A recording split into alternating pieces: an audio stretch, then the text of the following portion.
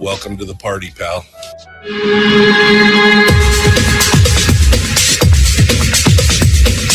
The Michael Dukes Show. The greed and the entitlement is astounding to me. What more could you want from a low-budget radio program? This is a dumpster fire. That's just BS. It is time to get a new perspective. We know just what you need, and we've got just the cure. Open wide and prepare for a steaming hot cup of freedom. I just don't fathom it. The Michael Dukes Show, streaming live across the world.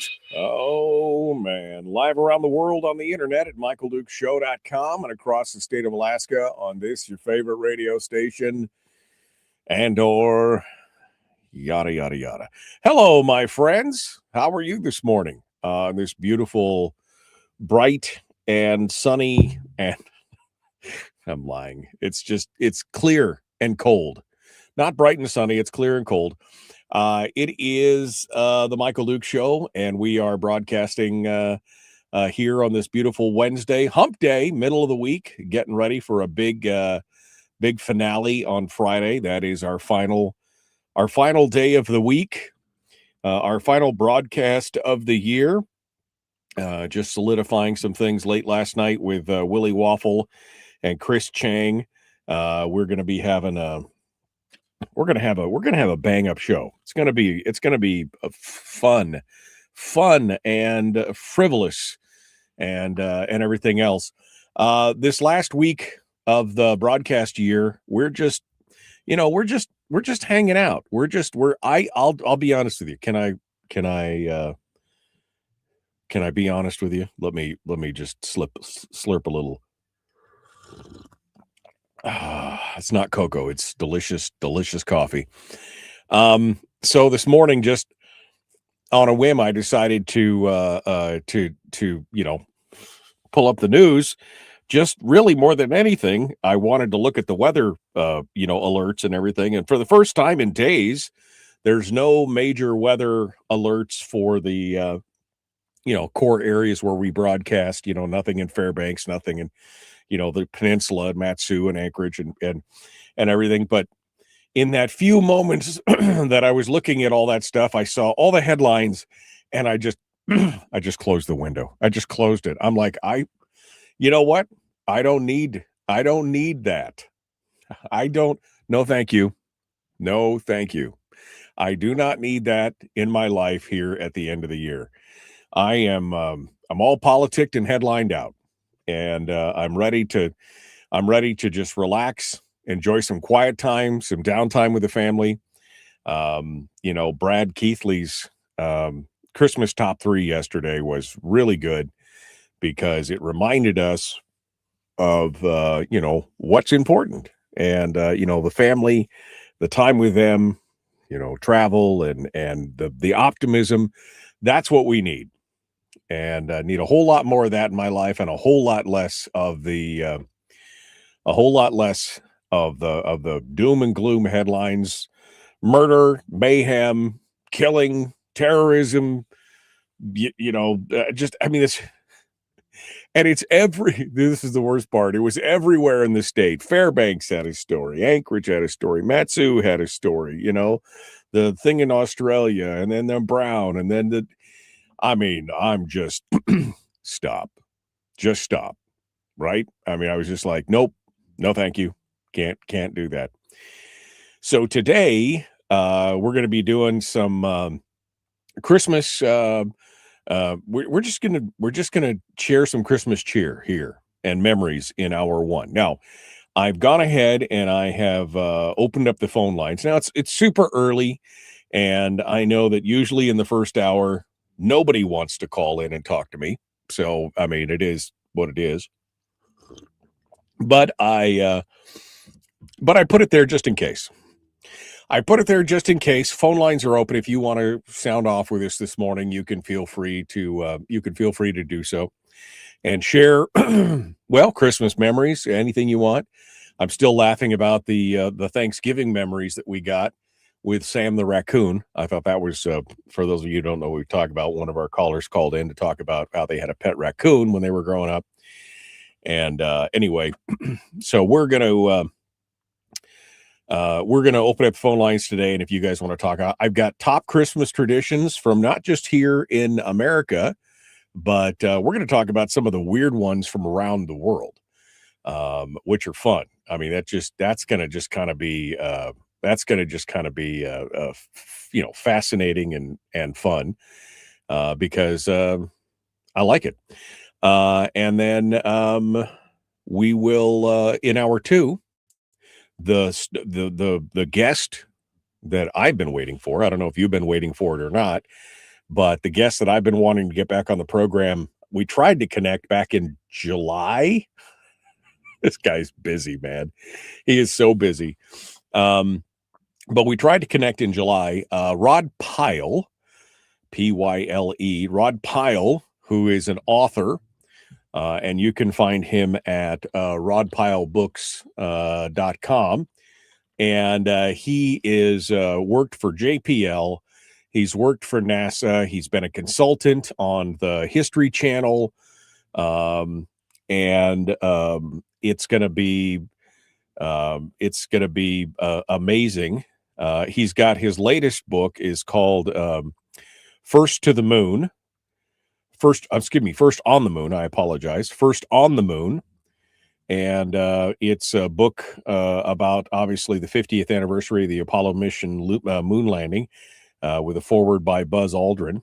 And that should be good. He's also the editor-in-chief for Ad Astra magazine. And I mean, Rod is just such a good cat. He is just such a cool guy. Today, we're going to talk with him. He texted me last night. He's like, anything in particular? I'm like, man, we're just going to riff. We're going to talk about the latest in the space race. I want to talk a little bit about the new race because, the America, speaking of the first to the moon, we were first on the moon, and now it's a space race, not with the Russians this time, but now with the Chinese, and we're going to talk about Moonbase. And some cool news out here in the last few days about Elon Musk and his plan for what he calls, get this, children of the 70s. He's calling his new plan Moonbase Alpha. Okay? How many of your ears immediately peaked up when you heard that? Moonbase Alpha. Right? I mean, right? Oh man, it should be good. So anyway, we're going to talk with him. Oh, he's also I mean, this little podunk radio show. He also has an iHeart podcast called Cool Space News with Rod Pyle. So there you go. It's Cool Space News. So anyway, Rod Pyle is going to be joining us in hour two. And somebody in the chat room, Lisa just said, Moonbase Alpha, ? Honey, if you know, you know. If you hear me say Moonbase Alpha, what guys, space nerds, you know exactly what I'm talking about. So, it's good. So this morning in hour one, that's in hour two.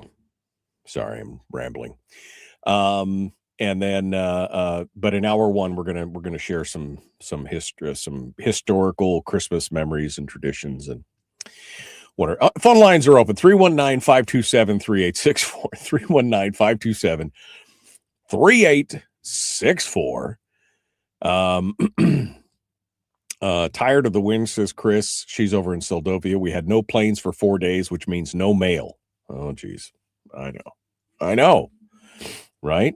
It's one of those things.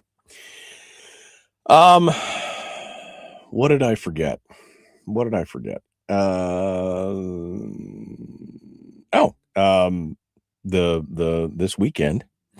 This weekend on Sunday at 1:00 at the Porcupine Theater, where my whole family's going to be there. Come see us. We're going to be watching a Muppet Christmas Carol with you, brought to you by the radio stations. So if you haven't had a chance to get out there yet or get your tickets or whatever, it's going to be a fun time. We're gonna. I mean, if nobody else but me and my family's there, we're gonna enjoy it. Because by golly, it's going to be a fun time for sure. And then this Friday is the final broadcast day of the year, and then we'll be returning to the airwaves on January the 5th. So that's the kickoff of it out there. All right. What's your favorite holiday tradition? What's something that you do every year, no matter what? I mean, could be trimming the tree, could be caroling, could be everybody gets matching pajamas. I mean, what is it? Is it something normal or is it something weird? Do you open presents on Christmas Eve or do you open them on Christmas morning? Do you open one present on Christmas Eve and then, what is it? Just to, Secret Santa. What's your tradition? We're gonna find out here and talk about all that here this morning. But first, surprise of surprises, there's a phone call.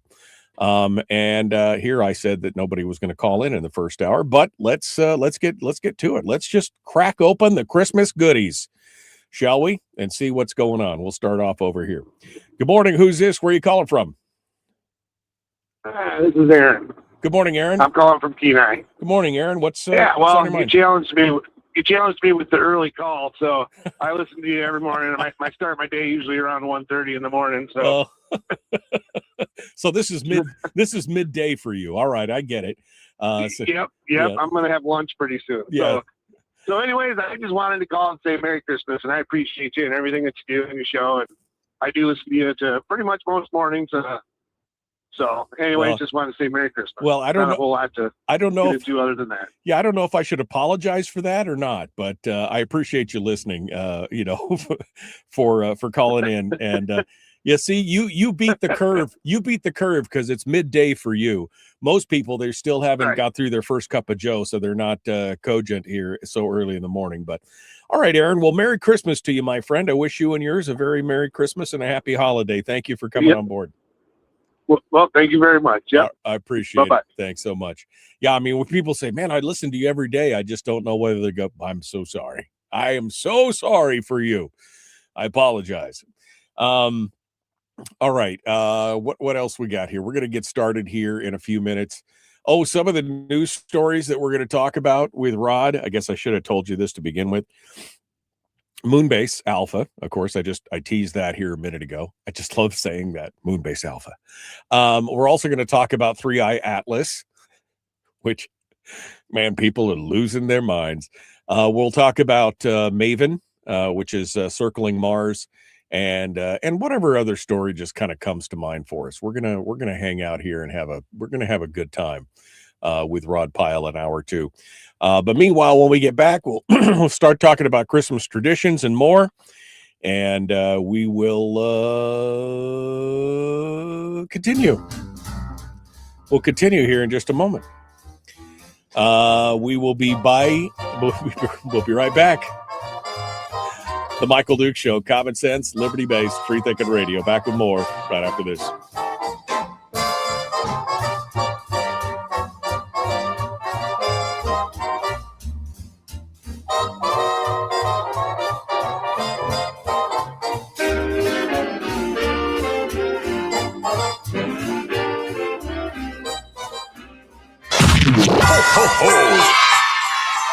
Console, span, obey. Happy holidays. It's the Michael Dukes Show.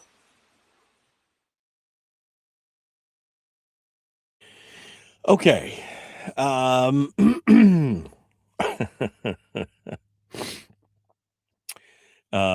Good morning. 12 degrees. 12 degrees in Wasilla. It's like 16 or 17 here on top of the hill, so not too bad. Just beautiful. Lisa said Moonbase Alpha. Who wants to tell her? Am I the only one geeky enough to understand the Moonbase Alpha reference? I mean, is that it? Nobody else is getting it? Oh man. I needed that this morning. Brian said, nice mug. Thank you. You know, when you're a member of the Common Sense Corps at a certain level, sometimes you get these. I don't know. We'll see. Yeah, in the days before the chat room, says Frank, the Duke Show had a lot more people calling in. Right, because see, now you guys get to have your say all morning, and now you don't have to call in anymore. It's good. My dad said we watched Red One last night. A wonderful Christmas movie. Isn't it funny? It's hysterical. I mean, it really is. It really is a lot of fun. Absolutely a lot of fun. I love the Krampus, or not. Krampus, right? Kringle's nemesis, the Anti-Claus, his brother. It's a Charlie. Oh my God! It's a Charlie Brown Christmas reference. Moonbase Alpha. No, Oh man, I am going to revoke all of your nerd cards. Nobody gets it. Nobody gets a nerd card this morning except for me, apparently. Moonbase Alpha was the name of the base on Space in 1999. Space in 1999 has got the eagle. Remember, the moon gets pulled away from the Earth, and it's that got the eagles and the whole thing, and Martin Landau, and I mean, it was the cheesy science fiction-y. Nobody else remembers Moonbase Alpha? Man. Anyway, when Elon Musk decided to call his project Moonbase Alpha, I just thought it was me. So it was one of those things. It is his favorite mug as well, says Brian. I mean, these are nice mugs. This is the same type of mug that the 6 o'clock. I don't know where my 6 o'clock club mug is, but same type, very sturdy. Everything else. This one says the host on the thing. And then it says common sense. It's amazing they call it common. It's so rare. With a little coffee on the side of it there because I slurp. Anyway, must have been a B movie. No, Space in 1990. I'm from Fairbanks, man. We had 3 channels, and I saw Space in 1999. You're telling me that you've never seen? It was a television show. It went on for what, 2 or 3 seasons? It wasn't very long. Now it's got a cult following. I stumbled across it on YouTube last year. Somebody was streaming all the episodes live on YouTube. Yeah. So, Debbie said we watched Red One last year. You can watch it every year, Debbie. Yeah. I'm a child of the 80s, said Anthony. Your obscure pop culture references have reached back into the ancient texts for me with the Moonrise reference. Never. Oh, man. There's some Space in 1999. Never heard of it. I'm so old. My God. My dad's in here. Sorry, Dad. I didn't mean to make Dad feel even older. When I feel old, Dad starts to feel old. Don't do that to my dad.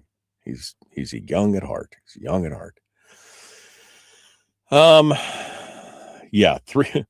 Kim says, I read that 3i Atlas is headed straight to Mars. Collision inevitable. Yeah. Mm-hmm. Yeah, I know.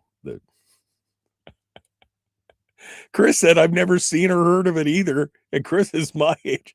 Oh my God. Come on, guys.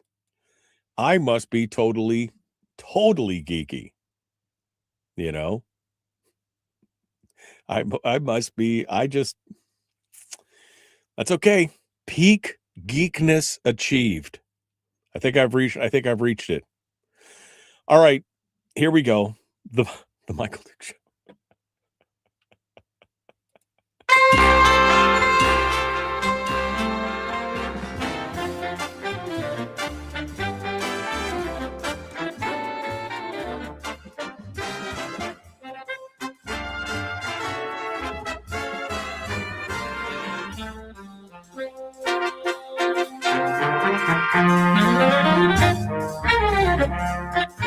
Okay. Apparently, I am so geeky. I mean, I thought everybody was going to get it. I thought we were all going to be in on the joke. But no, apparently we're not all in on the joke. And for those of you who don't know what I'm talking about, I said earlier, Elon Musk announced his Moonbase Alpha initiative. And I had to laugh because Moonbase Alpha, I thought everybody was in on the joke. Moonbase Alpha was the name of the base in the television show Space in 1999. Remember that with Martin Landau, where the moon gets spun off from the Earth, and it's their adventures of, it's one of those things. It was an attempt to cash in on the Star Trek kind of thing and the feeling, but it was way too weird. It was, it was weird. It was the 70s. What do you want? Anyway, Moonbase Alpha was the name of the base in Space in 1999. So I thought everybody was in on the joke. Is it British? It was American. But anyway, doesn't matter. Never mind. I apparently have gone well around the block on the geekiness and the pop culture referencing. All right. Well, let's get on over to what we were going to talk about, which was the essential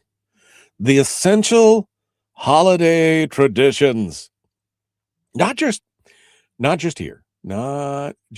here, but we're going to get into some of them around the world because there are some wild ones that go on around the world, including, yes, Krampus. Krampus is part of it. Mm-hmm. You're gonna scare them kids straight, man. You're gonna scare them kids straight. It should be it'll be an interesting conversation and discussion. But let's start off here, of course, here in the United States. I mean, obviously, decorating the tree is not a uniquely American thing. It goes on around the world. But I like to think that we do it best. I mean, I'm an American exceptionalist. I just believe that we do it best, the tree lightings and everything else. And that, of course, is always it's always my favorite time of year. Now, should I tell on my mom? Tell on my mom a little bit. My mom got tired of putting up the tree and taking down the tree. And so now she just strips all the ornaments off and leaves the tree up all year, and then puts the ornaments on it, because that just makes it easier. I was older before I was I think I was in high school, out of high school when she started doing that. But that was always my favorite thing was trimming the tree. And we still do it to this day. In fact, it was interesting. My daughter, Maggie, who's my little crafty, she's the crafty one and loves to craft and take care of things and mother hen things. Since my son was coming for Thanksgiving and not going to be able to make it for Christmas, she felt obliged to give him a little Christmas. So she pulled out all the Christmas decorations before Thanksgiving. I know, nobody hiss, no boo hissing. It was for my son because he was coming up here. And she put up the tree and she did everything. Now, we didn't trim it. We were going to trim it while Tim was here. But that time went so fast, we didn't get a chance to do it. But trimming the tree is basically me. It used to be me and Terry placing everything on the tree. But as the kids get older, I became the master of the ornaments. They put the ornament boxes right in front of me and I pick out, who gets what ornament, and I hand them out and I'm like, okay, I'm directing from, no, let's move that one over here. And, I get to be the commander in chief because now I'm old and I'm like, no, let's, how about we, and then I put on the, I, when it's all said and done and it's all perfect, I take the angel, and this angel, my daughter asked me, she said, how old is that angel? and it's the angel, the first tree, the first year of our marriage. We've been married now for 30, I'm going to screw this up, 34 years. Well, 35 now, 30, 34, 91. So we're going to, we got this, it's just beautiful. I've tried to find another one because I want a backup, you know what I mean? But there's no maker's mark on it. There's no, and it's a literal angel with their arms outstretched, flowing dress, brass, bronze halo. It's a little like a plaster figurine with this big flowing dress and ribbons that go off its arms, and it's beautiful, just beautiful. Anyway, and so then I get up on the chair, and I put it on top of the tree. And that's the capper, literally, for the tree. So that's decorating the tree is a big deal. And we usually, we put on the Christmas music, we grab a little eggnog, and I get to be I feel like I belong to the supervisor's local 103 as I, no, here, you put that, don't put that here. Oh, here, you take another one, all that stuff. So decorating the tree, definitely one of the big things for us. Of course, baking. Like I said, Maggie's the crafty one. Terry, she loves to cook as well, and she has got a list of Christmas cookies a mile long. I'll just name a few. I won't tell you what the recipes are, but I'll just name it to tease you. Kolaches, definitely. Christmas window cookies, yep. Secret kiss cookies, yep. Maggie just made some peppermint bars, and her little pretzel square, Hershey pretzel squares, icebox cookies, freezer cookies, which was a big thing with my grandmother. I haven't had a freezer cookie in quite a few years now. It's been a few years since we made them. We need to make them again. What else is there? Some of our favorite. Oh, eggnog snickerdoodles. Oh, eggnog. I got a weakness for eggnog. I'm just telling you right now. Eggnog snickerdoodles. Somebody posted yesterday in the chat room about they were going to post a recipe for eggnog pie, which, I mean, I love both of those things. So feel free to post your eggnog pie recipe on the recipe contest page at facebook.com/Michael Duke Show. Feel free to just do that. So that's all the good things. And of course, my daughter makes this thing that we call it cracker. It's like saltine crack. It's like crack. Okay. You can't just have one. It's saltine crackers and this kind of chocolatey, nutty toffee thing. Anyway, you bake it in a whole baking sheet pan and then you break it up into pieces. And it is evil. You should just stop. You should just stop right now. It's evil stuff.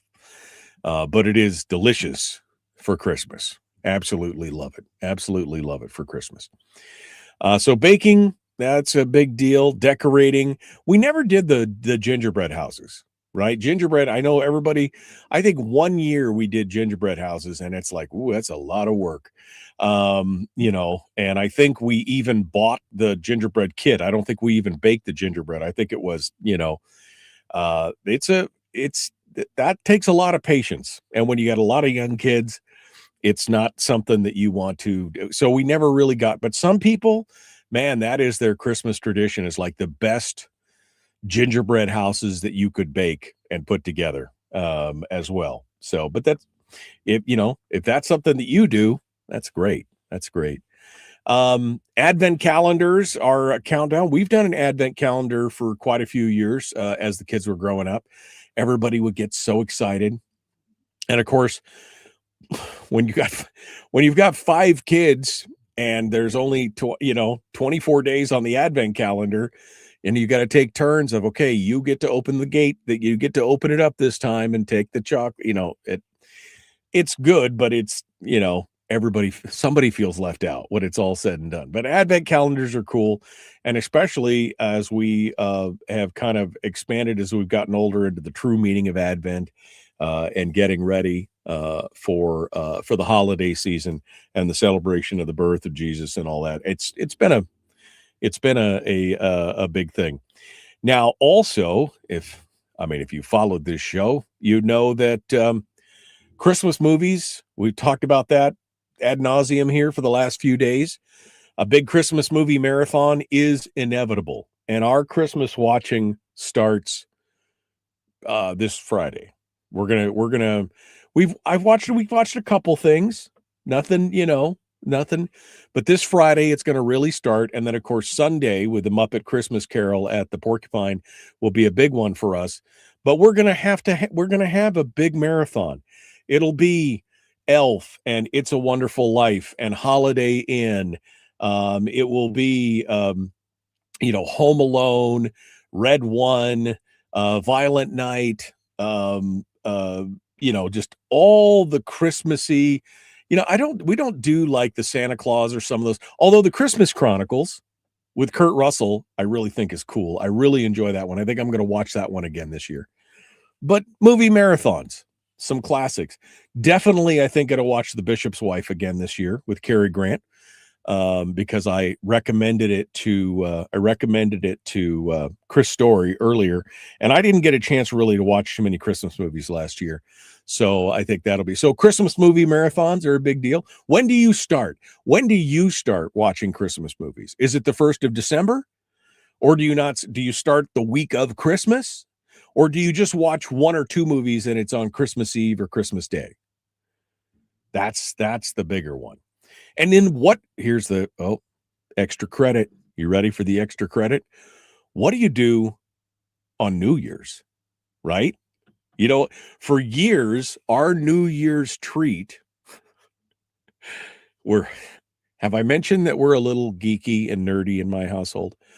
Our New Year's treat growing up was it was my task, and it was really me more than anything else. I may have driven all my children away, but we would start New Year's Day not only with a feast, a New Year's Day feast, like a ham or a turkey or something special. We would watch the entire Lord of the Rings trilogy the entire day, and not the mamby-pamby release to DVD. I'm talking about the extended, not the theatrical cut, but the extent. It was like 12 hours of Lord of the Rings. 12 hours. That was our thing for 5 or 6 or 7 years. That's every year we watched it once a year, and it was all you have to stop to get up and everybody walk around between the episodes, between the 1, 2, and 3. But that was our thing for many, many years. That was our bonus. That was our after Christmas, New Year's Eve thing.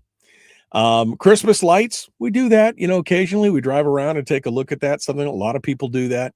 And then caroling, I think we did caroling one year because I got a ton of kids, right? And I think I remember vaguely going back. It's been a while. But yeah, that's not a lot of caroling in Fairbanks at Christmas time because, the houses are so far apart and it's 47 below. So not a lot of caroling going on there, but, not surprising. And of course, if you want to go to church, whether it's a special church presentation, whether it's a midnight mass, whether it's, whatever, lots of good things to do for Christmas traditions out there. I'm interested. Are we all just traditionalists, or if you guys got something very unique that only you do? I'd love to hear about that. 319-527-3864. I had a phone call. It just hung up. It was literally up there for 15 seconds, and then they hung up. Feel free to give us a call. 319-527-3864. But we are up against the break now. That's our American traditions. What about internet? There's some weird ones, man. There are some unique, very unique traditions around the world that you may or may not have heard of, and we'll be getting into that here in just a moment. We're going to return. Rod Pyle coming up at the top of the hour. The Michael Duke Show. Common sense, liberty-based, free-thinking Christmas radio. Merry Christmas.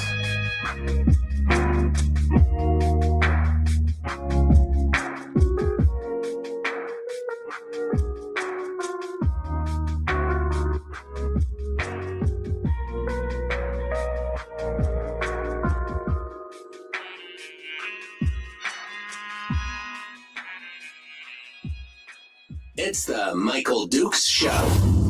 Oh, yeah. Feeling this holiday thing. Give me some nog. You can fake your holiday spirit, or you can just try to find it for real. Happy holidays. Good luck with that. Streaming live every weekday morning, 6 to 9 a.m. on Facebook Live and MichaelDukesShow.com. Okay. Let me see what you guys have been talking about. I just, as soon as I get onto the thing, I just, okay. Yep. You are the geek, said my dad. Sorry. I think if someone in our junior high school class said they watched Moonbase Alpha, they might have gotten beaten up. Come on. I only watched a few episodes. I mean, you know. What is Santa bringing for you, MD? I don't know. I don't know. I can't read Santa's mind. I don't know. It's, you know, it's one of those things. Brian says, my mom just slid the tree into a closet in an unused bedroom, ornaments and all. Toss sheets to keep the dust off. That's funny. That's funny. That's hysterical. Debbie said, we went to Christmas Eve candlelight service in the evening, just singing, announcing his birth. The songs intermixed with the scriptures for telling the birth of the Savior, the trip to Bethlehem's. Still do it all my life. Man, that's great. That's great. Lisa put up a homemade graham cracker recipe on the recipe contest. She's been a busy little beaver. She's got 3 or 4 different recipes up there. Chris says, my very first year in Alaska, my family lived in Alaska. We put up our very first Christmas tree. The kids were little, and I let them decorate the tree, so the tree was only decorated where they could reach. Their arms had red marks from the pokey branches. The reason it was our first tree was because we always went to other people's house and they had the tree already decorated. That was 37 years ago. Interesting. Chris says, I need to send my homemade banana pudding recipe. Oh, man. Banana pudding. Banana and coconut are like 2 of the you know, oof. Anthony said, I've got to add Carry On to the list of movies that I watch. Carry On, which is like the new modern day Die Hard. It's, you know.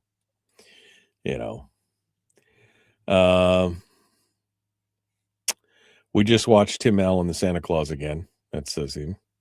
We started watching Christmas movies this week, said Chris.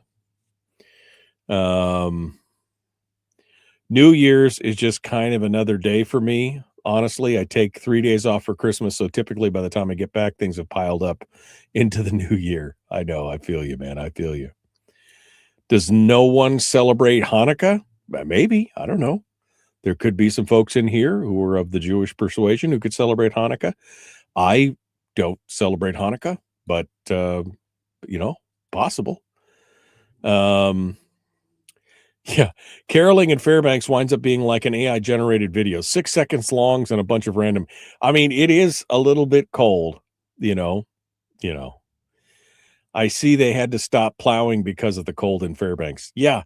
Equipment does not like it when it's 40 below, 35, 40 below, things just start breaking. It just doesn't matter.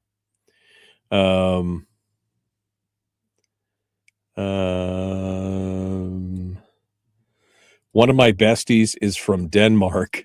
She puts real candles in her tree and lights them. She's a firefighter. I've seen people do that. I mean, that's, you're taking your life into your own hands, but I've seen people do that. Let's see. No heaters in the cabs of the plot. You know it's not that, Frank. Come on. Don't be facetious. Oh, all right, we're all caught up. We're all caught up here. My wife's cooking a turkey today. We got another butterball. And because there was no leftovers at Thanksgiving. I'm so bummed. No leftovers at Thanksgiving. So today is stuffing and turkey day. She's not going to go the full schlemiel thing. She's going to do turkey and stuffing. So I'm excited about that. That's awesome. Candles, real candles. Would a plastic tree be safe? Asking for a friend. No, do not put open flames near anything that's flammable. Guys, I've seen it. It's pretty, but you got to watch it like a hawk.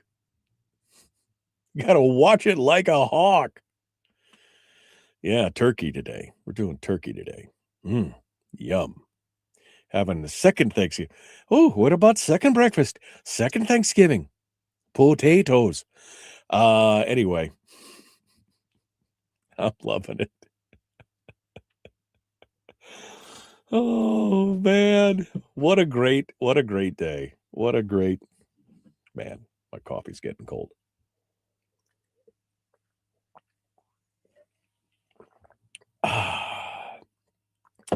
Delicioso. Oh, so delicioso. Enthusiasm is très passé. We had a large sushi boat and a couple of rolls last night. I am so jealous. That's the one downside to living in Homer.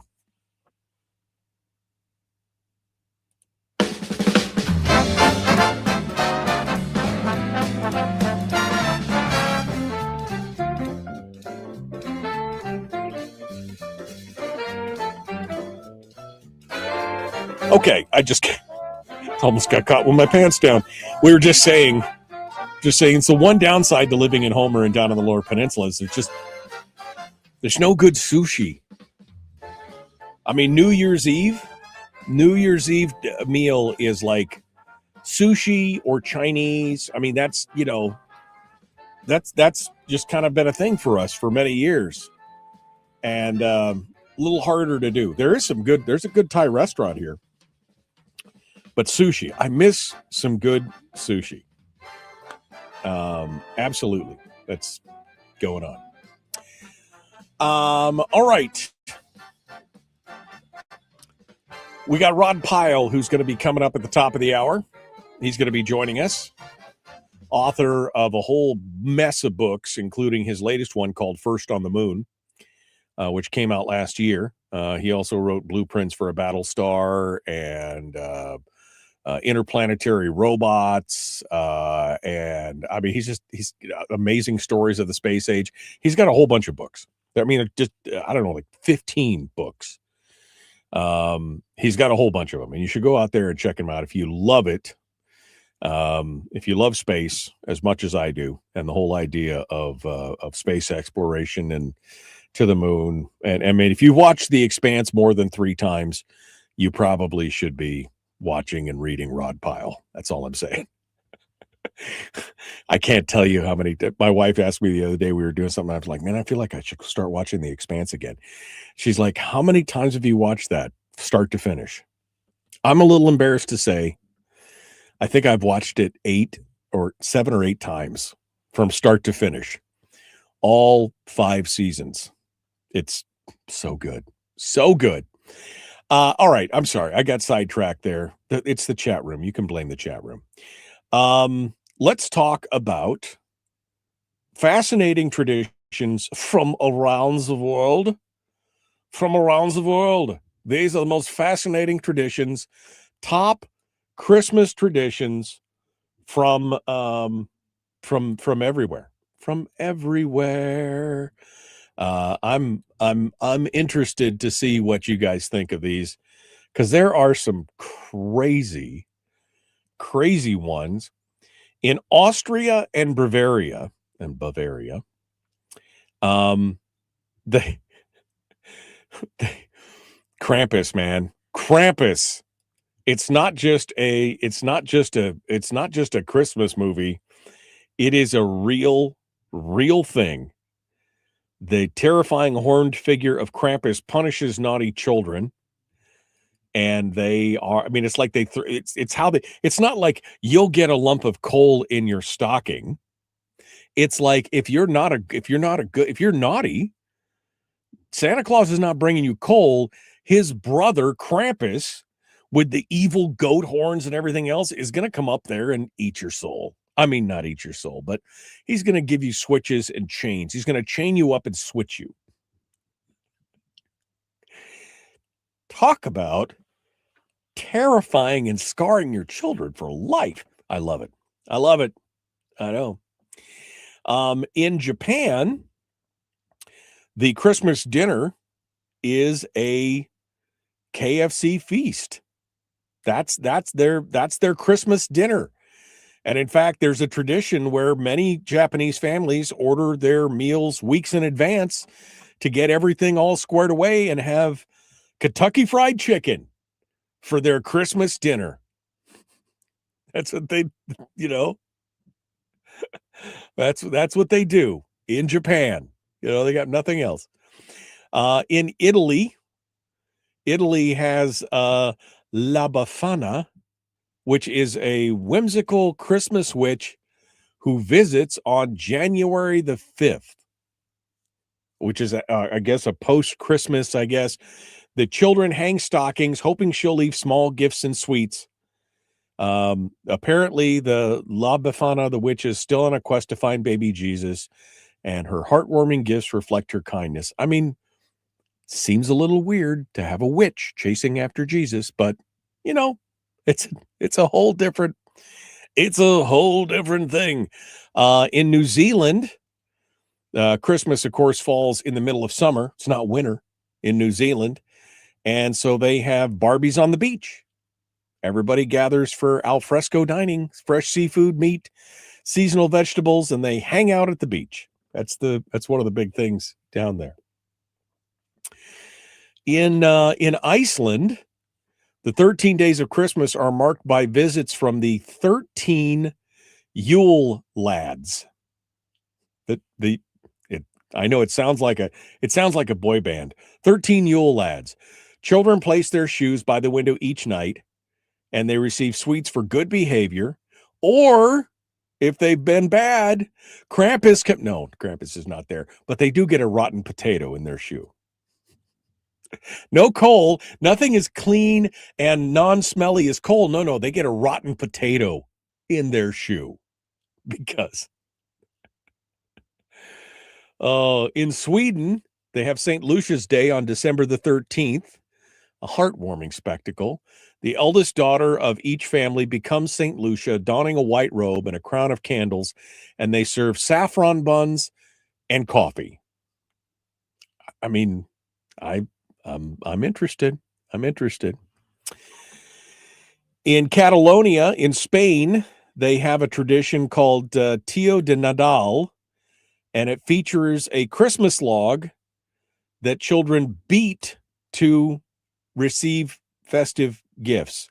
They literally dress up the end of the log with a face and a little Christmas hat, and apparently you beat it and it's hollow, and I don't know. It's, Catalonia. What are you going to do? Gavale in Sweden is, it's kind of like Burning Man, but the Christmas edition. Remember that Nicolas Cage movie, The Wicker Man? It's kind of like that. They create this enormous straw goat with festive ribbons and everything else, and then they burn it down. It's like the Christmas Burning Man. Gavale. Oh, man. In Colombia, the children celebrate the Day of Candles on December the 7th. Apparently, as they dodge the drug dealers and everything else, they carry lanterns and candles, and they spread their voices of Christmas cheer.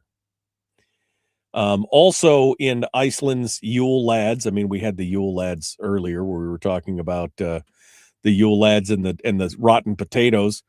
They also have mischievous trolls. They leave trick or treats as well. In South Korea, it's a tradition to give money during Christmas, which, I mean, I think a lot of you could get behind. Just give me some money. And then in Venezuela, I don't know if they're doing this today because they're, starving for food and everything else. They have a vibrant tradition of roller skating to early morning Christmas church. It's like all roller skates, all to church. It's like a roller derby. It's a roller derby for Jesus. So that's what it is. Christmas morning, they all rode on. This is a tradition that I just learned about this year from my friend Jose Ramos over there at Don Jose's, Los Pasados. And it reenacts Mary and Joseph's search for shelter in Bethlehem. And they do processions and songs and piñata breaking and everything else so that there's room at the inn. And that's a big time-honored tradition in Mexico. The Christmas pickle. That's the USA one.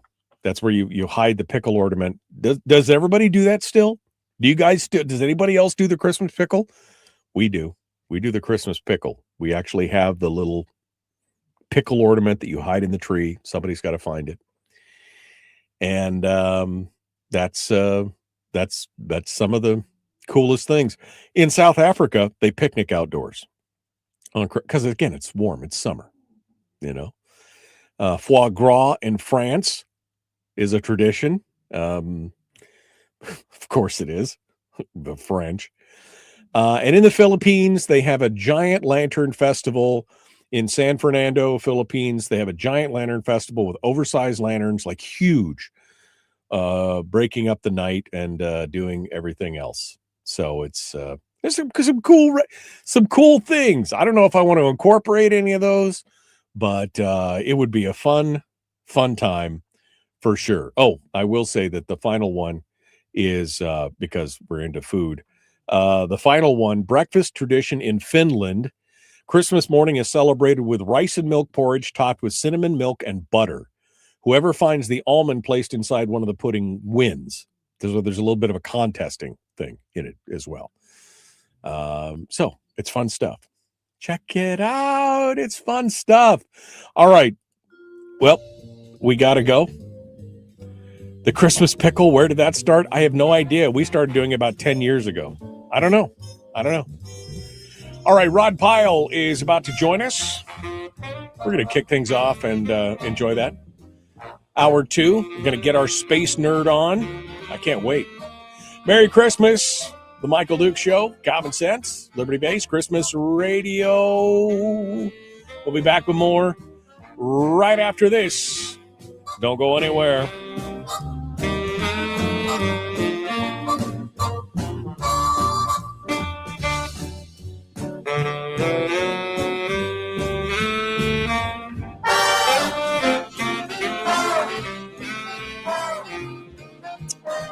Okay, we're ready to go.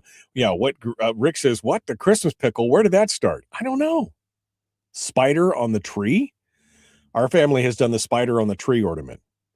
That's a little creepy. I'm not trying to judge, but that's a little creepy.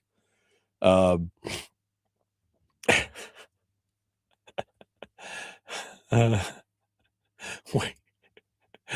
Anthony, you are such an animal. Says, in my typically inappropriate veteran ex-infantry way of raising my kids when they were young and we lived out in the middle of nowhere, I constructed an elaborate ruse to scare my children on Christmas. I got up on the roof with a handful of those jingle bells, stomped around and started ho-ho-hoing, and then I yelled, "Oh crap," and started firing 30-06 shots off, made a bunch of noise and waited 15 minutes and came back inside and told the kids I saw a whole herd of caribou on the roof. There's something wrong with you, man. There's something wrong with you. Frank said, I never heard of the Christmas pickle. What? I mean, that's a big deal. That's a big deal. All right.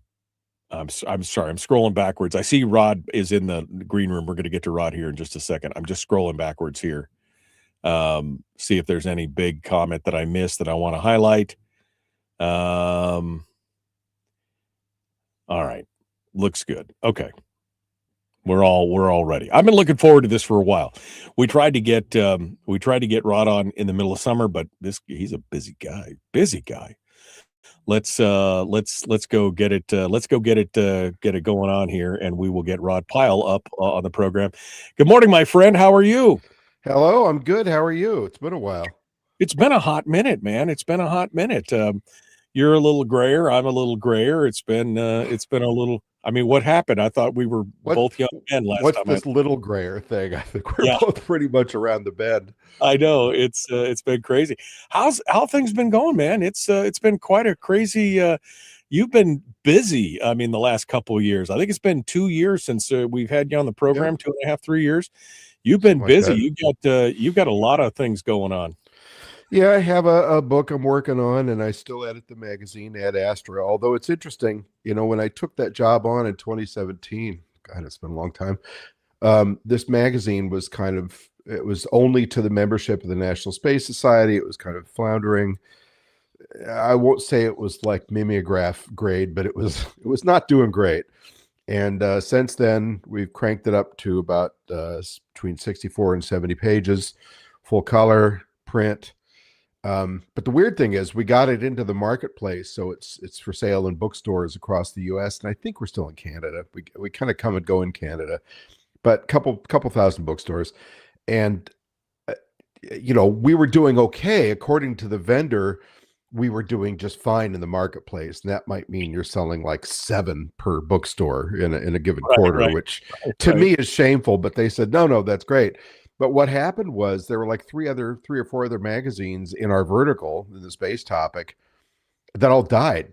So they kind of left us as the last man standing. So it's kind of like when I won the softball or the handball tournament in 6th grade because the champ outed himself and made a stupid mistake. And I thought, wait, I won? So that's been good, and I'll take it anywhere I can get it, frankly. Yeah, no, that's great.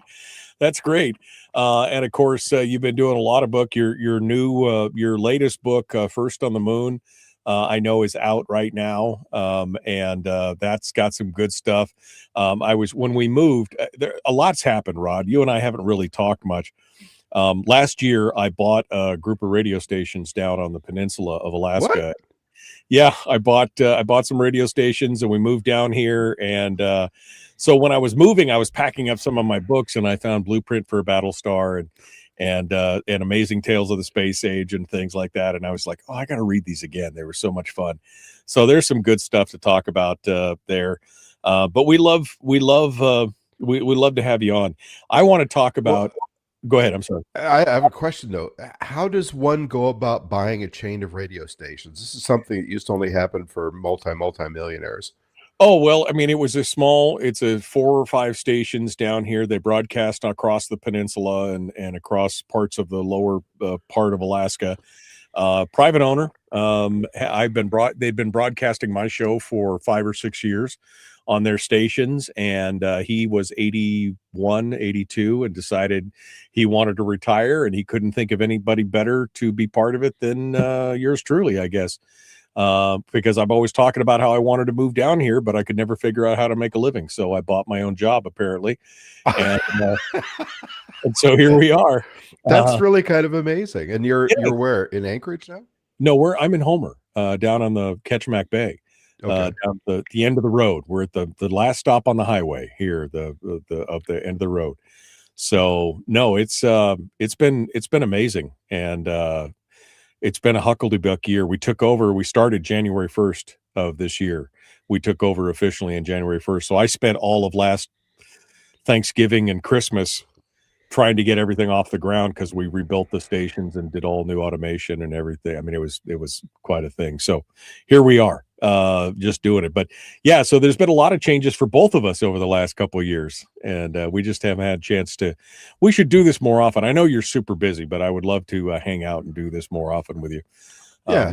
Well. And we're only as busy as we let ourselves be, right? Yeah. I mean, Well, and it got to make time for the fun stuff. Yeah, and of course now with all the video and the technology and StreamYard and everything else, it makes life super easy. We love that.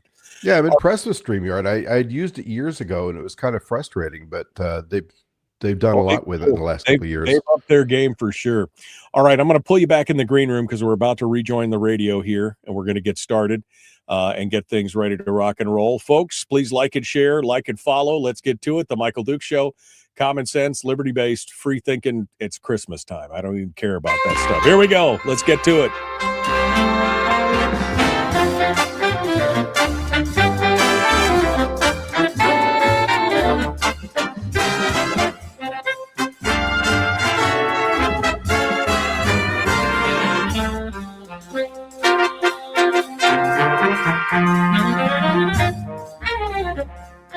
Welcome to the party, pal.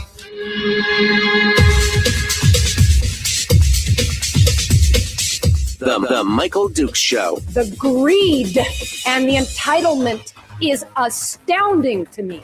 What more could you want from a low-budget radio program? This is a dumpster fire. That's just BS. It is time to get a new perspective. We know just what you need, and we've got just the cure. Open wide and prepare for a steaming hot cup of freedom. I just don't fathom it. The Michael Dukes Show, streaming live across the world. Oh, ho, ho. Merry Christmas to you, live around the world on the interwebs at michaeldukeshow.com and across the state of Alaska on this, your favorite radio station and or FM translator, all the way up into the interior in Fairbanks, all the way out into the Aleutian chain at Unalaska and everywhere in between. It is the Michael Duke Show. Good morning, my friends, and welcome to it. Wednesday, last couple of days of the broadcast year. Friday's our final day, and we're doing no politics. We're talking about fun stuff. We just spent an hour talking about various Christmas traditions from my family and from around the world. And in this hour, I've been looking forward to this for a couple weeks. We're getting a chance to talk with one of my favorite guys, Rod Pyle, who has written a whole slew of books on space. He's worked for JPL and NASA, done stuff for the History Channel. He's the editor of Ad Astra magazine, which is the official magazine of the Space Society, and more. And we were just talking during the break because we haven't talked to each other in a 3 years, and we were kind of catching up on stuff and everything else. And we're going to bring him on board today to just chat about space and more. Hello, my friend. How are you? I'm very good. How are you? It's good to see you.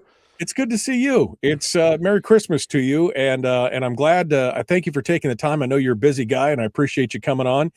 We've always had such a great time talking about different stuff and just enjoying a little bit of time talking about space. So, Rod, for folks out there who don't know who you are, give us a little bit of your background and your street cred, as it were, as a space geek. Give me all the details here. Well, I'm one of those West Coast multi-hyphenate, can't make up his mind about his career guys. So I spent a couple of decades doing television, first commercials, and then working for the History Channel. And while I was with the History Channel, I got, I had always been interested in space and space flight. So I was constantly gigging them, come on, let's do another space show. Let's do another space show. So they finally relented, let me do a short series of those. Then I went and worked on visual effects for Star Trek for about 3 years because I had a friend over there. So that was the end of documentaries for a bit. And that was fun because that was the mid 90s. So that was the last time that they actually used the physical models, and working with those was sensational. Right. That was a real keeper. Finally was able to kind of get back into space full time around 2005. I started writing books because, when you're doing a TV documentary, they say, okay, you're doing a show on the Apollo program. Great. How many episodes do I have? No, you got to do the whole Apollo program in 44 minutes. It's like, guys, I can't even talk about the first splash test. And, so with books, I mean, you pitch it, the publisher signs off on it. They say, okay, we'll see you in 6 months. Go right. And I thought, this is great. No grumpy grips and gaffers to worry about. So I've been doing that ever since. Then in 2017, I picked up a gig editing, as you so kindly mentioned, Ad Astra magazine, which is publication of the National Space Society, but also available in retail channels and by subscription at nss.org.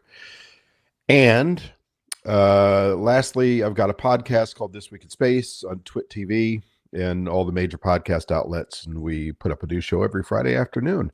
And I just, I'm old enough that I grew up during the space race, the first space race, if you will. And what an amazing time that was. I mean, there were periods where as often as every 2 months, there were these incredible missions, 3 guys heading off to go walk on the moon and explore and bring back rock samples and drive around.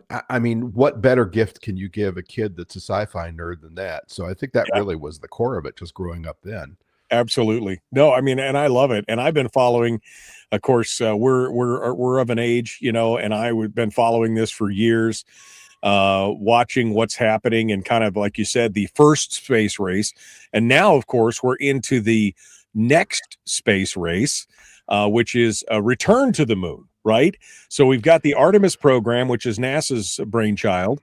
And we've got, of course, Elon Musk is all about that. I want to talk a little bit about Musk's new venture that it was just announced a couple days ago. You're going to get this. I tried to tell this joke this morning and nobody else got it. I was like, he called it Moonbase Alpha. And I'm like, right? And nobody knew. And I'm like, come on, Moonbase Space in 1990. Did nobody else? I mean, know what it is, right? Did you laugh when you saw that it was Moonbase Alpha?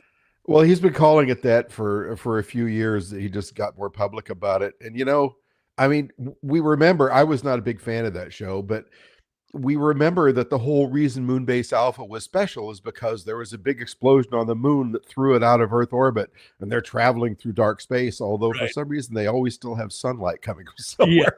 They're traveling like a rogue planet.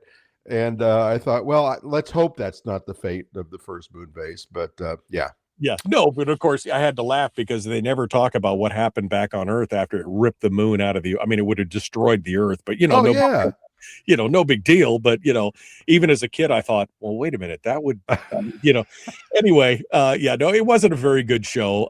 I actually caught it on YouTube. I don't know, a couple months ago. I was surfing through YouTube, and in my feed, it was like somebody was showing all the episodes live on YouTube, and I watched about 15 minutes and I'm like, oh, this did not age well. It just did not age well. The thing that struck me about that show, I mean, it was done by the same team that did Thunderbirds or Go and Supercar and all that. So it's kind of like one step above Super Marionation, but they did well with what they could with physical models and strings and all that. But the fact that none of the actors, at least the principals, ever smiled. There was no humor in the show that I recall. It was grim. It was dead nuts serious. And even Star Trek had humor, right? Yeah. So I remember thinking, God, this thing is just so straight up. It's painful to watch. Actually, I caught, a slight aside, but I recently had a cold, so I had some downtime. So I started watching first season only of Voyage to the Bottom of the Sea, which was when it was in black and white, and all about international espionage and the Reds and the commies and all that.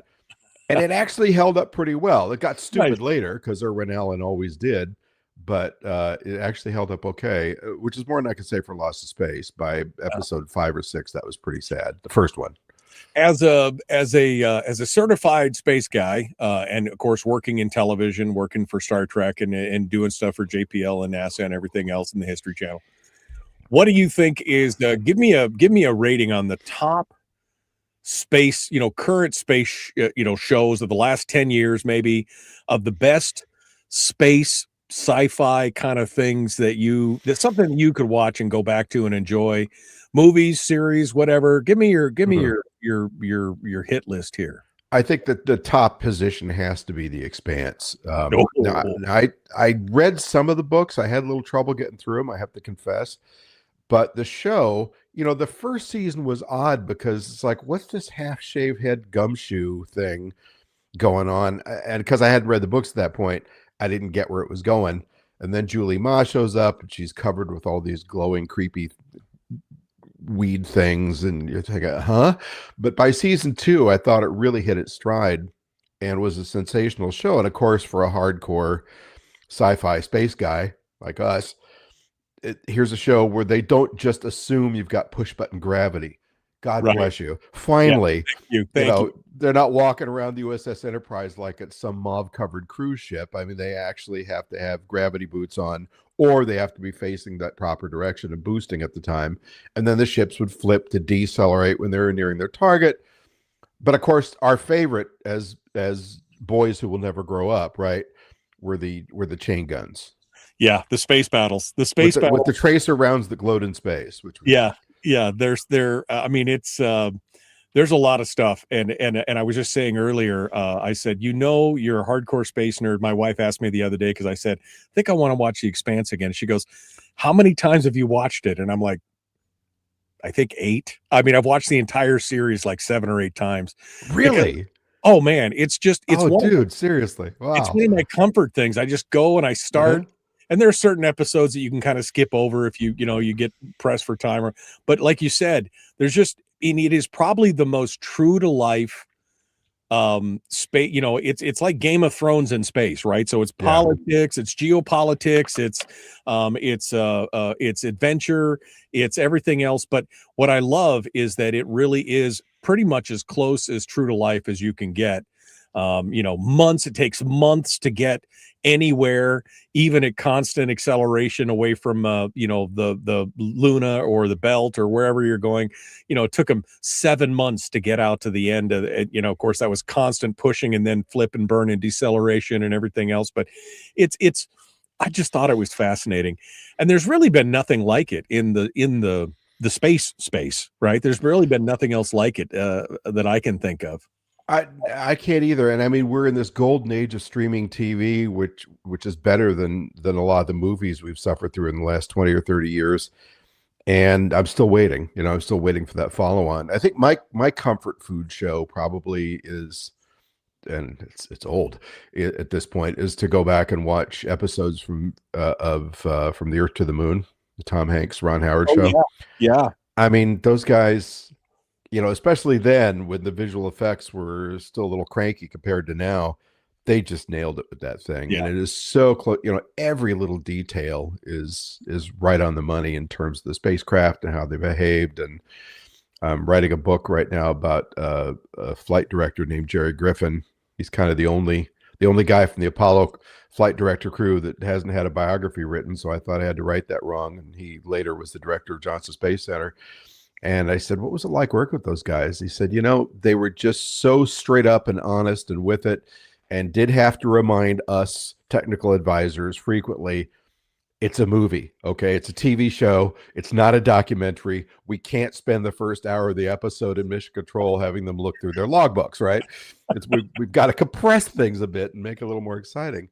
But he said they were just crackerjack to work with, and it really showed. And the love that they had for what they were doing showed, right. Which is rare. Yeah, 2 hours of checklists would not make an exciting movie, right? I mean, well, and the thing is, as Griffin pointed out, during the Apollo 13 emergency, it was a pretty dramatic thing. These guys are at risk of losing their lives, but he said, honest to God, it was calm throughout. We were concerned, but we were convinced we could fix it if we just worked the problem. But again, wake me when the episode's over, right? So they had to crank up the drama a bit and have, you always got to have guys, the lowly paid guys in the background of the shot running back and forth with clipboards. Right. Looking frantic. Yeah.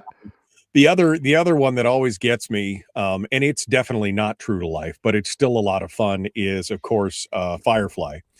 That's another one. Are you a fan of that, or are you just kind of a one watch and you're done, or what were you at? I never actually watched the whole thing, I'm ashamed to admit. And same is true with Babylon 5. Babylon was in production the same time I was working on Deep Space Nine. And we were very disdainful of Babylon, unfairly so. Yeah. Because in a lot of ways, I think it was way better written and conceived than Deep Space Nine, now that I look back. But also, they were using Commodore Amiga computers to do their visual effects, and we were shooting physical miniatures. And, for us, it's like, okay, set up the ship, do a camera pass of the ship with the lights off, do a camera pass with these lights on, do another camera. So we do anywhere from 8 to 13 camera passes with various lighting packages and stuff, which is why on Star Trek shows of the era, you spend a lot of time looking at the commander bouncing in his chair while the space battle's going on because we couldn't afford to do another shot. I think Babylon told its stories much better in a sense because they were able to continually cut outside to these visuals. The reason we were disdainful is because they were outputting those on composite video, and we fancied ourselves being superior to that because everything we did was on 35 millimeter. Right. Frankly, we were full of poo-poo. No, I mean, again, embracing the technology that's available. I will make a confession here, which I probably should rectify. I have never watched Babylon 5. I've never seen a single episode of it. I keep hearing about it, and people keep saying, if you're a space guy, this is a thing, So one of these days, I'm going to correct that. I did watch all of Stargate here a couple years ago, watched all that. I pretty much watch almost every show, Earth Above and Beyond, and everything else. Oh, wow, that goes back. Yeah, that goes way back. I've never seen Babylon 5, so it's going to be something that I'm going to have to be getting into. All right. Well, we were just talking about entertainment, but there's some deeper stuff here, and now we're going to get into the real deal. Yes. We're going to take Rick in the chat room just said, I was under the impression that your space guy would be more about what's going on in space and less about movies. That's all me, man. I just wanted to talk about movies, but now we're going to get into the real deal, the real Race to Space, the new and improved Race to Space. We're going to continue this here in just a moment. Rod Pyle is our guest. You can find him at rodpylebooks.com, and you should go over there and then follow his podcast, This Week in Space. And we'll be back with more with Rod Pyle in just a moment. Don't go anywhere. Merry Christmas, The Michael Duke Show.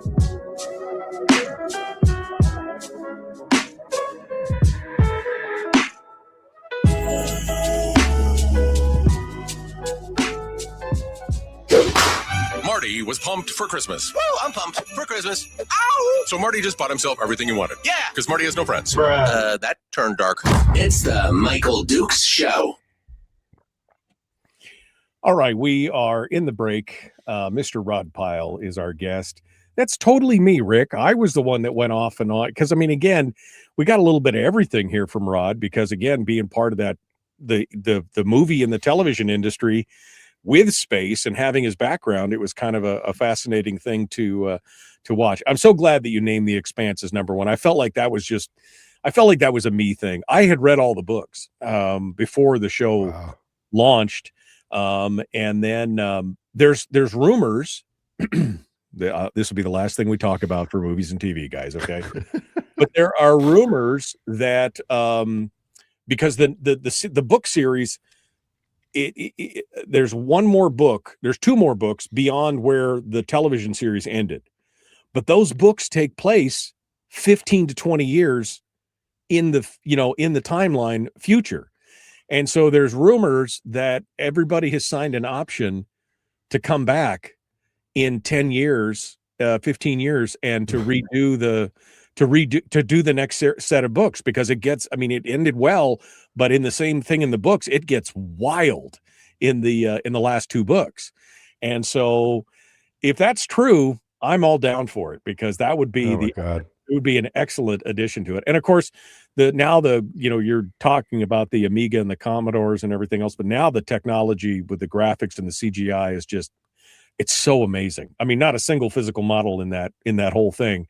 Yeah. It was all done with computers, and just an amazing thing. So anyway, sorry, that was my last. Your final thoughts on that. I have one more Expanse bit, which is in 2019, I think it was. So I helped put together the conference the Space Society does every year. In 2019, I think it was, we got Jeff Bezos to come be our keynote speaker.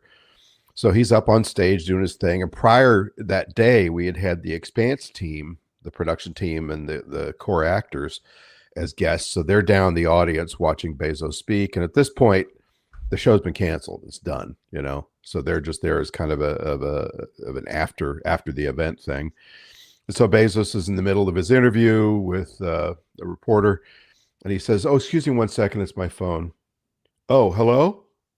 And this is in the middle of an interview, and we're all going, "What's he doing?" Right, He right. says, and he hangs it up, and he goes over the mic and says, "I just want to let you know, I've just been speaking to my head of operations, and we will be picking up the Expanse." And the crowd went nuts. People were crying. It was the only time I can remember where the National Space Society got like global coverage the next day because of Mr. Bezos. Yeah. And the guy was just, he was just a treat. I mean, I've kind of tangentially bumped up against Musk once or twice, and he's an odd duck. Bezos is a regular guy. Oh, yeah. His business practice is maybe a little different than some of us would prefer, but he's an okay dude.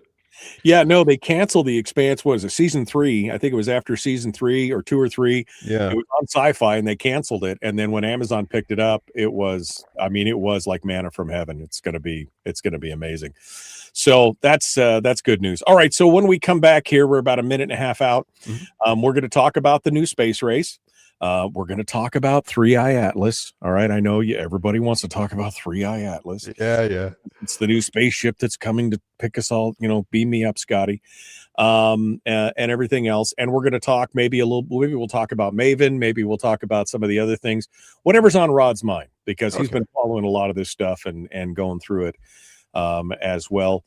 What's your Christmas plans, Rod? What are you doing? You just hanging out? I'm flying up to Seattle to visit my son, who a couple of years ago decided at the age of 28 that he didn't want to miss his chance to be an urban dweller. So he and his girlfriend moved up to a 33rd story condo down by Lake Union or something. And so I got to go up and see his digs and hang out for a few days. Nice. Yeah.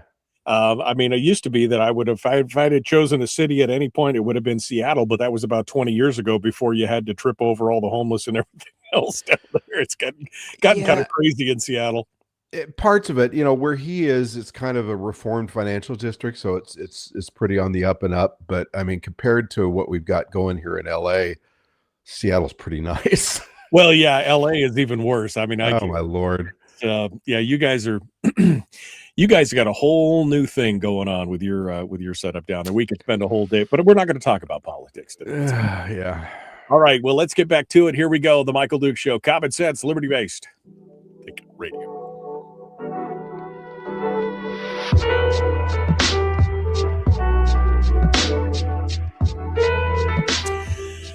Okay, we're continuing now. Rod Pyle is our guest.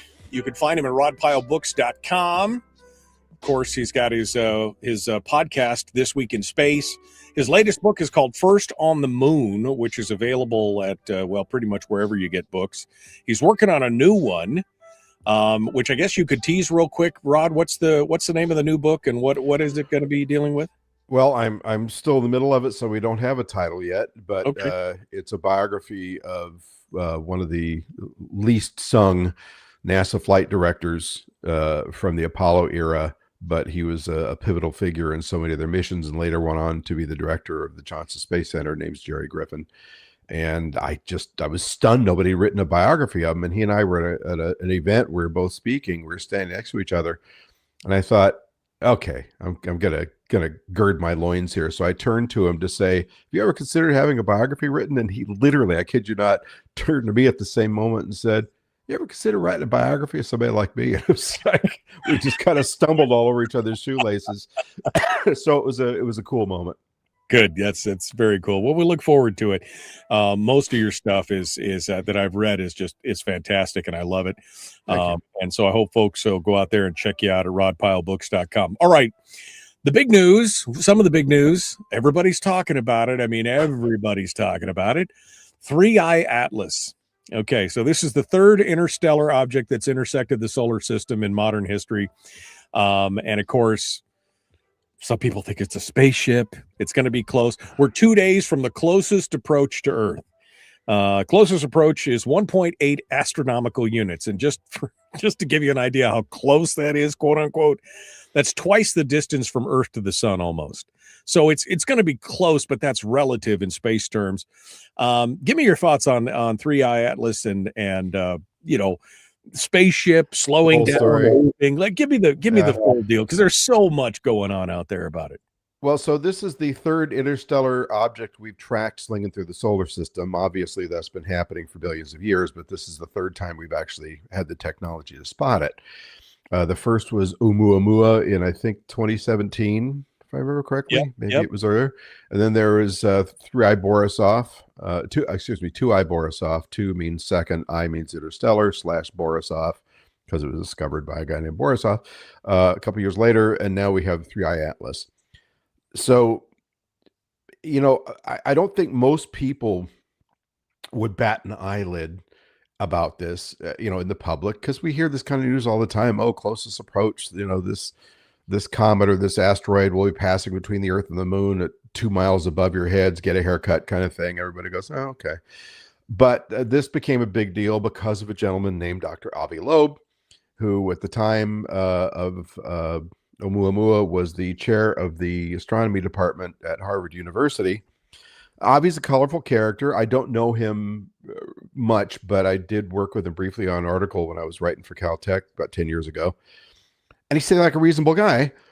And then a couple of years later, here comes Oumuamua, and it's like the hinges came off the door. And he is all over the press saying, we got to consider this could be an alien probe, and they may not mean well, and blah, blah, blah, blah, blah. And those of us who are, used to more grounded scientists like you are, if you're working at a place like Caltech or JPL or whatever, are like, what? So he really came out swinging. And, he's a youngish guy. I think he's in his early 50s. And he's got this European accent, from Northern European accent, and he's just so certain of it all. Right. Now, science is about asking questions and trying to find answers by destroying your hypotheses until you get one that holds up, right? And here comes Avi saying, no, look at this and look at that. And, so his big thing now with Atlas has been, he was a little more subdued. I think probably Harvard administration said, dude, tone it down. This is a serious institution here. You're giving us hives. So he's a little more toned down, but still saying we at least should consider. And that was the first few months. The last 2 times I've seen him, he's right back at, science is too constrained. They don't consider common sense explanations. These people need to open their minds. I know the truth. And spent the first 10 minutes of the last podcast I saw him on talking about how his face was on the hood of a NASCAR race team and that they let him drive the car and maybe he'll become a NASCAR driver. And, I can't talk about that because I have an exclusive deal with Netflix. I mean, it's like, right. I'm sorry to say it this way, but it's like the worst you see of a scientist that gets their head swelled up with Hollywood. Yeah. So he is still pushing this alien agenda. Now, about 1.5 years ago, he set up a program to go off the coast of New Guinea with a trawler in a ship, and they dredged the bottom because the Air Force had detected what they thought was another interstellar object, a small one, that entered the atmosphere and broke up and pattered down off the coast of New Guinea. So he went there, they dredged the ocean floor, they picked up what looked like little BBs. And of course, you look at those and go, well, this merits scientific investigation, and send them to the lab. But that day, he had a press conference saying, see, these are little spheres. These are clearly made by extraterrestrial intelligences. And we're going to find out that these are substances we've never seen before. Blah, blah, blah, blah. And, when something breaks up and melts in the upper atmosphere because it's so hot from all the friction, it tends to go into little spheres. Right. So it's been a weird ride. So that's what's made Atlas such a big deal. As you said, it's missing the Earth by about 100 million miles. Got to pass its closest in 2 days. And it's still, it's not a naked eye object. You'd have to have a pretty powerful instrument to look at it. The best looks we've gotten have been from our various assets of space, Hubble Space Telescope, European JUICE Jupiter spacecraft, which have turned their instruments that way. And this is what's so amazing about robotic space programs, especially ones in the United States, if I may say so, because, yay, the red, white, and blue. I grew up in the space age when we were kicking everybody else's back end around the lamppost with this technology. And the stuff that JPL and other parts of NASA build and fly is just so amazing. It lasts for decades. It can be repurposed to do all kinds of incredible things, including, hey, turn around, look over your shoulder at this wacko comet, let us know what's going on. So the last thing I'll say is part of the consternation over these objects is if you watch them as closely as you can, you'll occasionally see little jets of gas coming out, which to Avi is clearly a propulsion system. To most observers who say things like, no, it's just a comet, those are pockets of ice deep inside the rock of the nucleus that are melting as they get closer to the sun because, hey, the sun's hot. And that causes it to vent and could give a little bit of a push as it's going around the sun. So it's the mystery of the year. And, I mean, honest to God, when I was writing the book called Curiosity about the Mars rover, I spent a couple of years shadowing the chief scientist of that mission. He said, look, because I was talking to him about all the weird stuff people see in pictures from the rovers and all that. And he said, look, every guy working on this project is waiting for that dinosaur femur moment on Mars, okay? Because our funding would blow up by a factor of 10 right if we found a dinosaur bone or a Volkswagen on Mars. So same with this comet. We would all be very excited for any indication of extraterrestrial life. I mean, we got that little nudge from that recent sample with Perseverance. It looks like it may be fossilized microbes. Hey, if we see alien technology, zippity-doo, let's investigate it. Let's check it out. Let's check the warranty and talk to the owners. So that's my version. No, it's fascinating to watch because, again, like you said, this guy kind of went off the deep end. I watched a few of his early podcasts, which were pretty, normal, stable. And then later on, he just kind of got wackier and wilder. And like you said, kind of bought into his own press and everything else.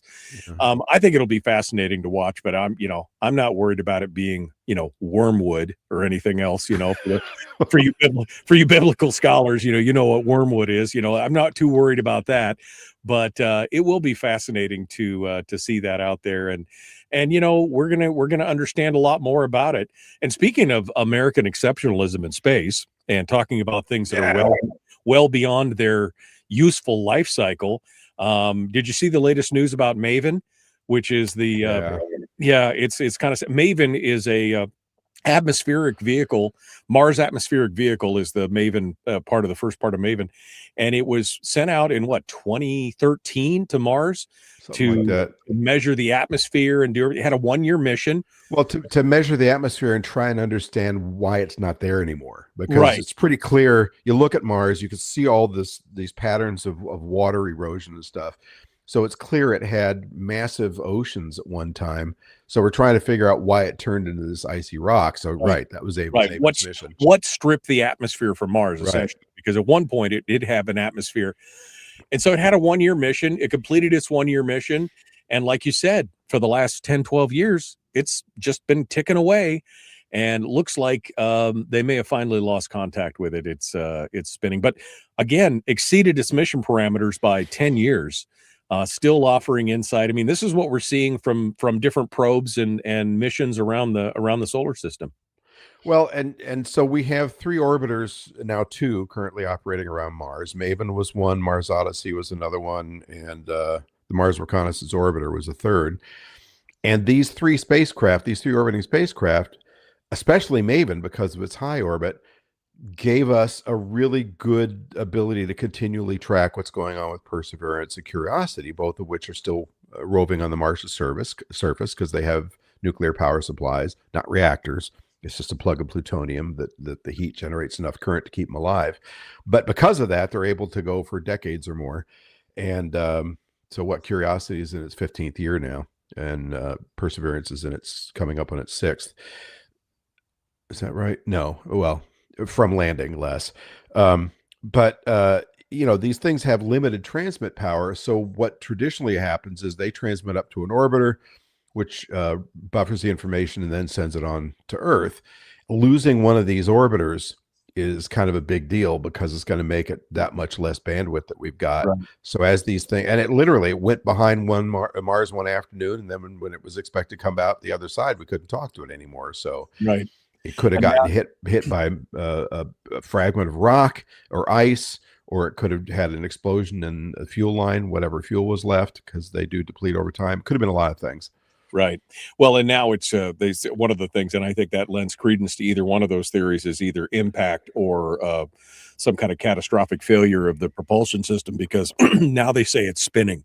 They're seeing that it's oscillating and the signal is rotating and spinning. So it looks like Maven may be in a spiral, which is too bad. But again, it just shows that, I mean, here you got, again, missions that are 10, 15 years beyond what their expected life parameter was. Yeah.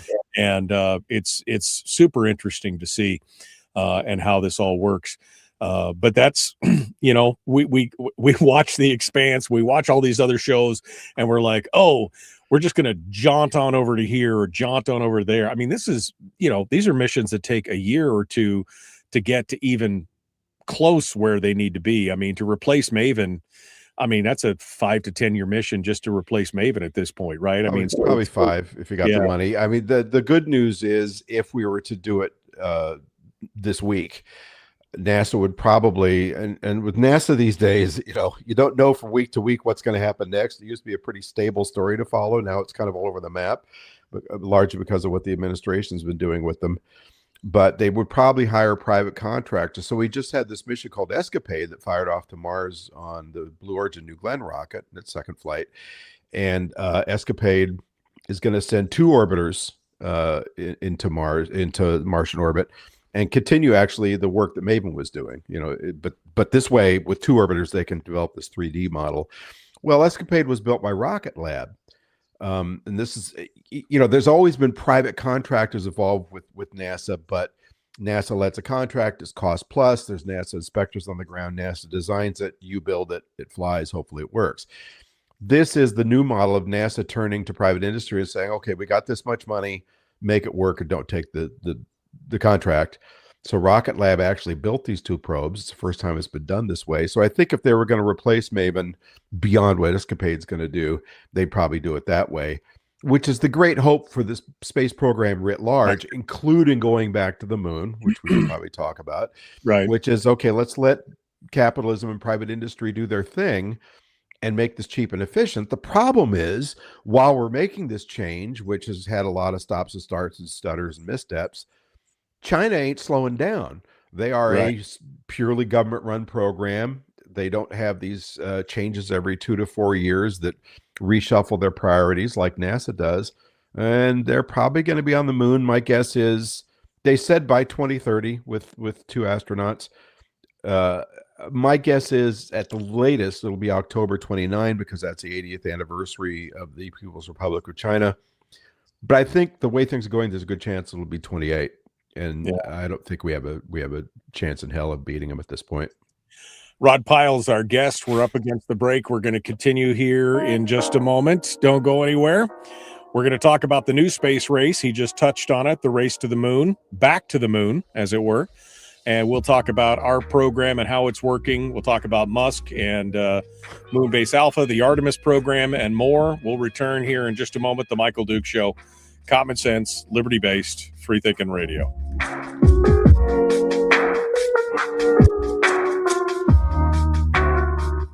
It's the Michael Dukes Show. That just makes the holidays better. Like vodka. What? Huh? Streaming live every weekday morning, 6 to 9 a.m. on Facebook Live and MichaelDukesShow.com. Okay, we're in the break. Rod Pyle is our guest. Off to work I go at 35 below, says Chris. 35 below in Fairbanks this morning. So, yeah. Are you serious? Oh, yeah. Oh, yeah. Now, is that wind chill, with wind chill or just... No, that's just ambient. Ambient 35 below. That's... See, I was, you know, I'd come into the show a little bit early, and I was listening to your Christmas pickle story, and I thought, you know, I don't remember any traditions like that. I mean, in Southern California, it would probably be like pole dancing around the Christmas tree or something, because it's going to be 80 degrees today. Oh yeah, I know. As a kid, that was always a little disappointing. It's like, and the heat lasts longer and longer every year now, of course. But it's like, I want to see a real Christmas. Well, before we ever met, and I started doing radio in Anchorage, I lived in Fairbanks for 45 years. That last winter in Fairbanks, it was 57 below or colder for more than 3 weeks solid at my house. Wow. Like 57, 58, 62. I think it was 62 or 63 below was the coldest it got. So yeah, and they don't count wind chill in Fairbanks because it doesn't get windy there very often, but you just don't why count bother, right? Yeah, at that point, because now with wind, it's like 78 below or something, kind of thing. But no, that's Fairbanks, and they can keep it. I don't live there anymore. I love the people, but they can keep it. But I mean, in any of these places like that, if you for some reason lose your furnace in Wednesday night, you're dead by Thursday. Is that how it works? Oh, I mean, yeah, if you lose your furnace, you better you better figure something out. Because that's what my furnace blew up one winter, about 4 winters before we left. My furnace blew up in the middle of winter, cracked the jacket on it, and luckily. Wow.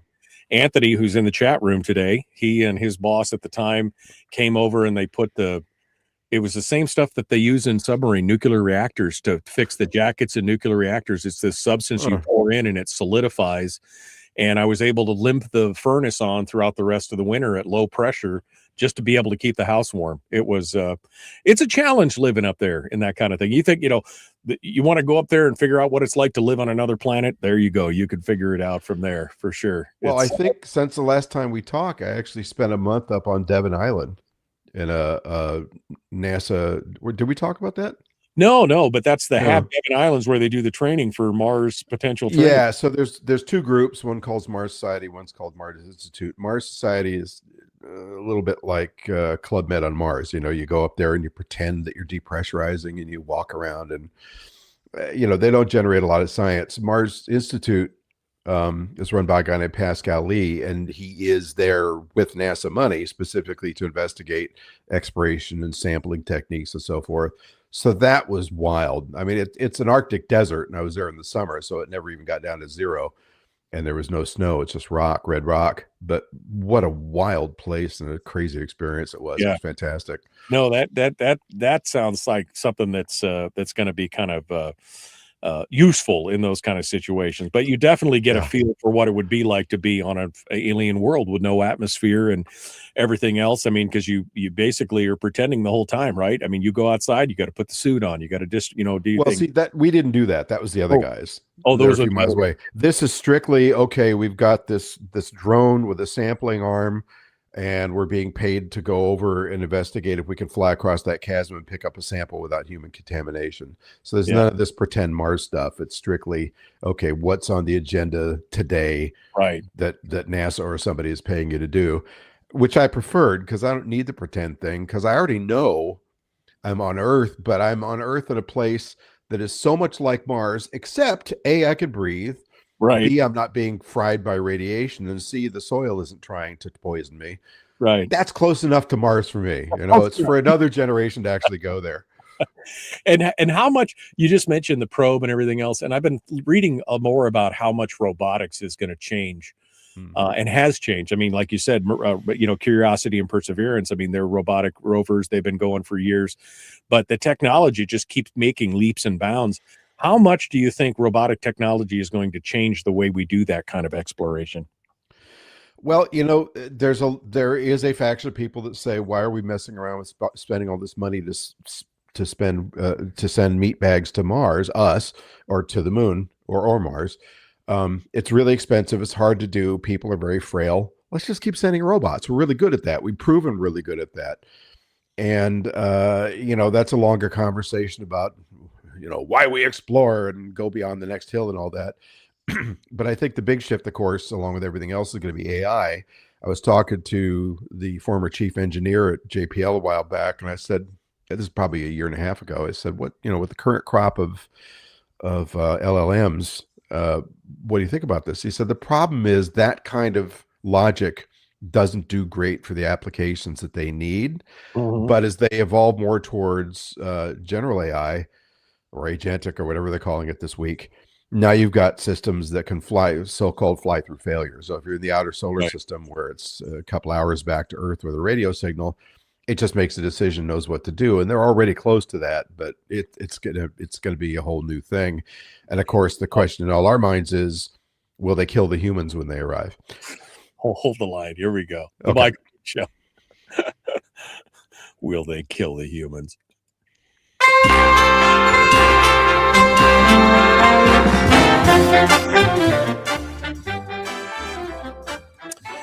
Okay, one final segment here with Rod Pyle. You can find him again at Rod Pyle Books, Pyle, rodpylebooks.com. You can find all his writings and everything else, links to Ad Astra, the magazine he is the editor of, and all that stuff. We're talking about the new space race. And the new space race, of course, the old one was who's going to get to the moon first. And we did it. Rod's new book called First on the Moon tells that story. But now it's the race back to the moon. And it's not just to visit the moon. Now we're talking about setting up moon bases. And this was NASA's initial initiative was called Artemis. And as you said, they've kind of changed their model where they're going to more private contractors and things like that. And Musk has got a whole new plan where he wants to send the Starship to the moon. And his latest take is what he's calling Moonbase Alpha, and the new initiative, which he is calling Audacity, which is audacity if you put that together. Audacity, where they're going to land a starship on the moon, and then they're going to tip it over and on its side, and they're going to bury it, and they're going to turn it into a habitable module. They're going to take out the fuel tanks over 160 days or something. They're going to take out the fuel tanks, and they're going to basically put it all in there. But the idea is obviously to have somebody on the moon. Now, you're saying China is maybe a little ahead of us on this. You don't think it's possible. But again, Musk, kind of an odd duck. We've talked about that. But he is a guy that, I mean, he's breaking all the norms in the space race. You know, running up reusable boosters, the whole deal, Dragon modules. I mean, he's weird, but the guy can get things done. And so tell me about the new space race and Artemis and Musk's push and everything else. Well, so all credit to Musk. I mean, here's a guy that came out of nowhere in the early to mid 2000s wanting to build rockets. People laughed at him. The Air Force told him to go away when he approached them. NASA wasn't giving him money. So he just did it. And he did it with his personal fortune. And around 2008, they had a couple of failures of the Falcon 1. And that was going to be it until a guy named Steve Jurvetson, who's a venture capitalist, stepped in, raised them some money. And you know the story from then on. At this point, SpaceX with their Falcon 9 rocket launches more times than the rest of the world combined by a wide margin. So I think it'll be almost 170 launches this year. And some of those boosters have flown 10, 15, 20 times. So he's an amazing guy. He's a little bit of a whack job, but he's an amazing guy. And he's got really amazing people like Wynne Shotwell running SpaceX for him that are really what are allowing all this to happen. So Artemis. So in the early 2000s, 2004, George W. Bush announces the Constellation Project. We're going back to the moon. That kind of rumbles along for about 8 years, and it's not going to work. And there's a group called the Augustine Commission that did a report and said, NASA, you're not going to get there doing it this way. Give up.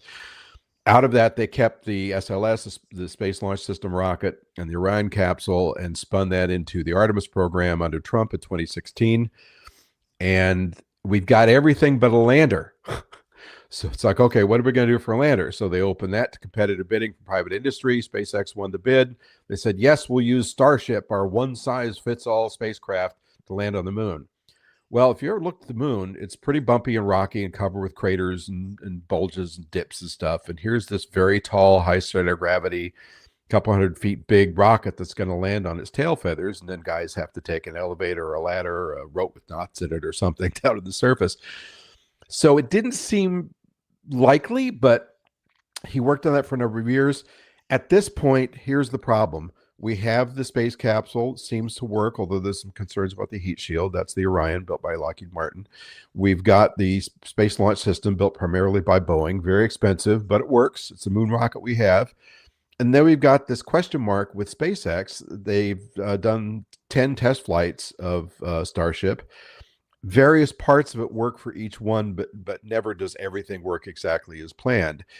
Now, even when they do get that working, and they're years and years behind schedule at this point, let's remember that to get to the moon, they've got to launch the lunar starship. It's got to loiter in orbit. It has to be refueled by other starships. They have not yet said how many flights, but it's between 6 and 24. Now, you can imagine the kind of fancy footwork you have to do on the ground to be launching every few hours to tank this thing up. And the whole time it's orbiting with these cryogenic super cold fuels in it, they're boiling off. So you have to refuel it really fast so that you don't lose as much as you put in. So that has yet to be proven. In fact, they haven't even experimented with transferring fuels in zero-G yet, at least not by 2 dock spacecraft. So this is a problem. And we haven't yet seen the landing gear. We haven't yet seen the life support system. And he's got to fly 1 or 2 test missions to the moon before they'll trust it to be done with astronauts. So the big plan is the Orion capsule at the top of the SLS, 4 astronauts get in it, brave souls, launch out to the moon. They rendezvous either with the Lunar Gateway Station, which I don't think is ever going to get built, or just with the Human Landing System lander, which is SpaceX's Starship in this scenario. Land on the moon, do their thing, come back up, rejoin with the Orion capsule, and then come back to Earth and re-enter. Now, this is so far behind schedule. Sean Duffy, the acting NASA administrator, said, okay, we can't ignore the gorilla in the room any longer. We're reopening this bid. So now all eyes are on Blue Origin, which has been fiddling around with their Blue Moon lander for about 8 years. And they also were in that competition originally, and they did not get the bid. They sued NASA. They got the bid on the second round. And it looks like they're the Great White Hope. If anything's going to work, it's going to be their lander, which is going to fly a Pathfinder mission without people on it next year just to see if it works. It'll be interesting to see the the Lunar Gateway is. I don't know if you've seen that, but that's a not a suborbital, but a orbital station around a lunar orbit that has docking for a whole bunch of starships. Right, you put 5-6 starships in there, and then you could push it. You can use it as a hab, or you can put it down, and it's fascinating to watch. What do you think?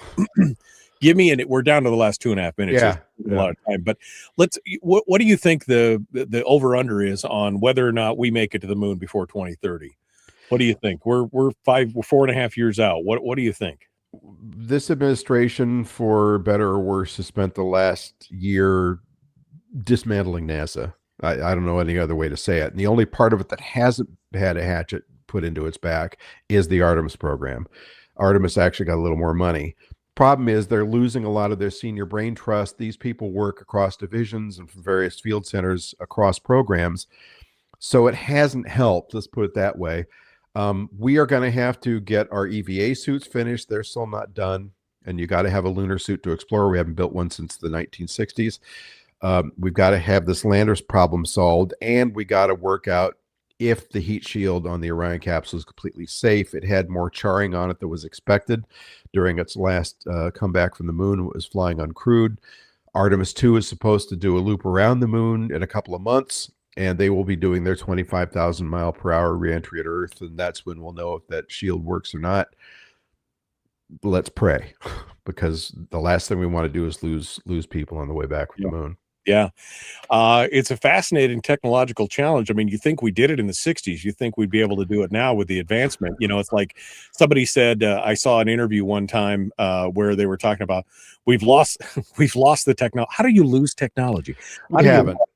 People say that that's a meme. It's a myth. No, we've still got most of the drawings. What we've lost is the brain trust and the expertise, because most of them are dead now. Yeah. The problem is largely political will and investment. The political will's been all over the map. It comes, it goes, it's up, it's down. Right. What's black is blue. And Apollo was significantly more money. It was almost 5% of the federal budget. Never has NASA at large ever in the last couple of decades been more than 0.5%. So that's the big determiner. Rod Pyle, we're going to have to do this again, because we need to dig down into this and spend a lot more time on especially the moon program and everything else. But we're out of time. Thank you for coming on board. As always, I hope you have a Merry Christmas, my friend. It's good to talk with you. Thank you for being part of it today. My pleasure, and you stay warm. Okay, hold the line for just a sec. Folks, we're out of time. Tomorrow, we'll be back with more Christmas cheer And then Friday, the final day of the show, we're out of time for today. Merry Christmas. We'll see you tomorrow. All right, we're up against it. Real quick, Rod, I know we don't have much time here, but let's see. So can you tell people what it takes to put a ship on Mars, the launch, and the trajectory? Just give us a thumbnail here, because I know we're out of time here. But well, it's every 2 years that you can launch, because that way you're crossing the minimum distance between Earth and Mars. And there's two ways to do it. One's called opposition and one's called conjunction. I get the two mixed up because I'm an ADHD baby, but basically one means you're going to be spending 7 to 8 months getting there, spend 30 days on the surface, and then come back. The other one, you're spending about a little bit less time getting there, but you're on the surface for the better part of a year. So it just depends on how much you trust your technology. Now, originally, when von Braun designed his idea for this in the 1940s, 1950s, there's going to be a whole fleet of ships. Of course, that's too expensive. So now we're trying to think of that one foolproof design that will get people there and let them stay for at least a month and then come back. Yeah, von Braun's, if you ever watch that, where he looked and he was basically a chain of ships that were continually moving back and forth into orbit, and you'd be able to meet them in orbit and come up. And that's when they talk about like things like the Mars Cycler. That's what they're talking about. Well, that's Buzz Aldrin. Yeah. But I mean, it's that same kind of idea, you know what I mean, of coming back and forth, and having this continual route out there. It's this is a fascinating topic, and Can I share a little von Braun moment with you? Oh yeah, absolutely. So he wrote the world's worst science fiction novel in the 1940s while he was cooling his jets in White Sands, New Mexico, because the Army had him working on nose cones when he really wanted to be building rockets, but they didn't quite trust him yet. So he wrote this awful book called Mars: A Technical Tale, the appendix of which became the Mars Project, which is the book that made him famous to most people. So Mars: A Technical Tale was finally published in 2006 in English. And you are able, by reading the first couple of chapters, to see why it was a good thing he didn't become a novelist for trade. But in the recesses of this book, he talks about once humans reach Mars and set up a government, the way that they rule themselves. The primary body of rulers is called the Elon. The Elon. I kid you not. Okay. I saw that and my blood ran cold for a moment. It's like, I don't know what this means, but I don't think it'd be good, because the last guy I want running things, if I'm up there, brilliant as he is the ever mercurial Elon Musk, who decides, these colonists are using too much oxygen. Let's cut it by 50%. They'll be fine. They'll be fine. Yeah. No, again, he's a genius, and I admire a lot of his work, but he is an odd duck. That's for sure. Well, and speaking of admiration, I just want to say how much respect for you for buying these radio stations. I occasionally get together with Bill Handel, who's the drive time host down here in LA on KFI. And, the AM radio story isn't looking rosy. Yeah. And you have gone where angels fear to tread, and I got nothing but respect for that. Well, it's a fun thing. I mean, and small town radio, small little radio is different than big city stuff. We don't have to face a lot of the same challenges. And when you're the only game in town kind of thing, it makes a little bit of a difference. So it's been good, but it's always been a dream to be able to do this and to kind of mark my own course and do that. And I'm no Elon Musk, but I can maverick my way into what I need to when I need to. So it's, and you got a way better beard. And who does your imaging, by the way? I thought that voice sounded kind of familiar. It's John Frost. He's an LA guy. Yeah, so he's the guy that does KFIs. Yeah, KFI. Yeah, so John Frost did a bunch of stuff for me, and he's a good cat. But anyway, Rod, it's been fantastic, my friend. We really need to do this more often. I know you're busy, but maybe I can squeeze a little time out of you every couple months and we can do a show. I would love to. I'd love to be together on it. So great, all right, my friend. Have a Merry Christmas, you and too. Thank you so much. We'll talk with you soon. Okay. It's been a huge pleasure. Thanks a lot. All right, thanks so much, Rod Pyle, our guest on the program today, and that does it for us. We're out of time. So appreciate you guys. We will see you guys tomorrow. Be kind. Love one another. Live well. The Michael Duke Show.